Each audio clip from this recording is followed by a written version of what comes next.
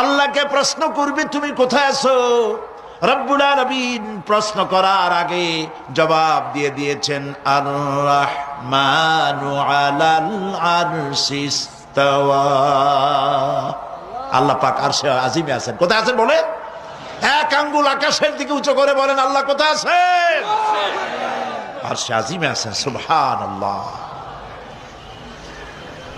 তবে আরশে আজিমে আছেন যে অবস্থা এমন নয় যে তিনি সাংঘাতিক রকমের কুয়াশার কারণে বাংলাদেশে কি হইতেছে তা দেখতে পান না।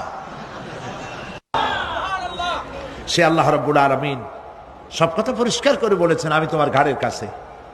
তার মানে আল্লাহর ইলম, তার নজর, তার সামা এবং তার বাসার, তার দেখা, তার শোনা, তার ইলম সবটা আমাকে ঘিরে আছে, আমি তার বাইরে নাই।